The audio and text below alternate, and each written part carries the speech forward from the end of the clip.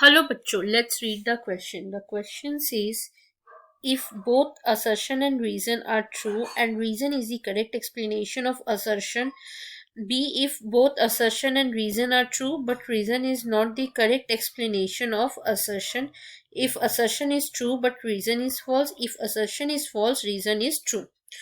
Let us read the assertion, that is, during evaporation of liquids the temperature remains unaffected, and reason is kinetic energy of the molecules is directly proportional to the temperatures. So मैं पहले बता देती हूँ आपको कि first हम assertion reason questions को steps wise करते हैं. तो फर्स्ट स्टेप में हम प्रूव करते हैं वेदर असर्शन इज करेक्ट और रॉन्ग. सेकंड स्टेप में हम प्रूव करेंगे वेदर रीजन इज करेक्ट और रॉन्ग. थर्ड स्टेप डिपेंड होता है both first and second step में. अगर दोनों स्टेप करेक्ट होते हैं तो हम प्रूव करते हैं whether reason is the correct explanation of assertion. इनमें से एक दो फर्स्ट स्टेप या सेकंड स्टेप कुछ भी रॉन्ग हो जाता है तो हमें थर्ड स्टेप प्रूव करने की जरूरत नहीं पड़ती है.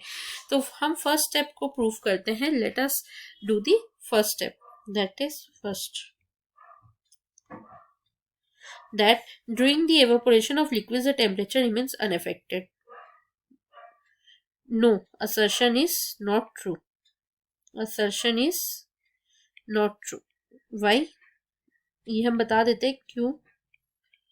During the process of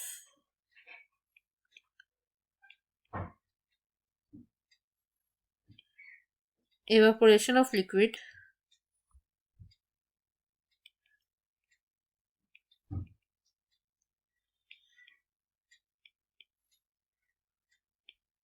the temperature of liquid decreases because the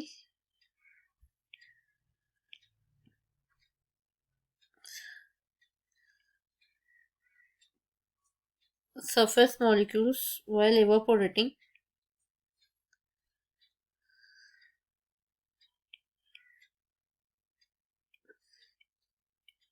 take same amount of energy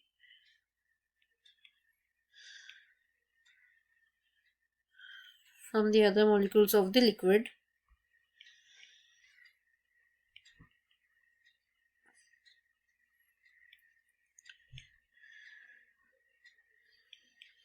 Thus, evaporation leads to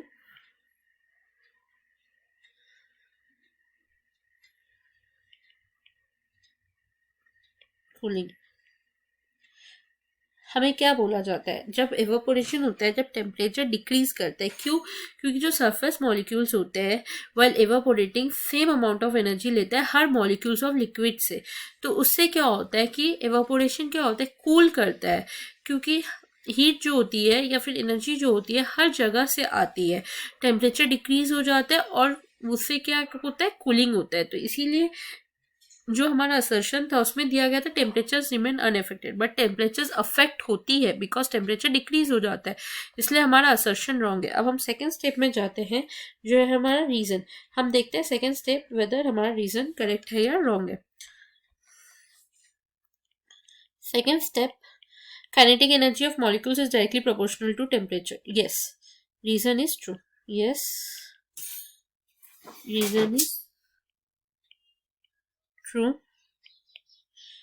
kinetic energy is directly proportional होता है. काइनेटिक एनर्जी अगर इंक्रीज होता है, if kinetic energy increases then temperature also increase. Temperature also increases क्योंकि अगर temperature increase होगा तो molecules में कोलिशन होगा. कोलिशन की वजह से काइनेटिक एनर्जी भी इंक्रीज हो जाएगा. तो इसलिए रीजन करेक्ट है, that is kinetic energy of the molecules is directly proportional to temperature. पर हमारा फर्स्ट स्टेप अगर रॉन्ग प्रूव हो जाता है तो हमें थर्ड स्टेप में जाने की जरूरत नहीं पड़ती क्योंकि थर्ड स्टेप हमारा दोनों स्टेप पे डिपेंड होता है. तो इसलिए हमारा करेक्ट आंसर हो जाता है number D, that if assertion is false reason is true. Hope you understood it well. Best of luck.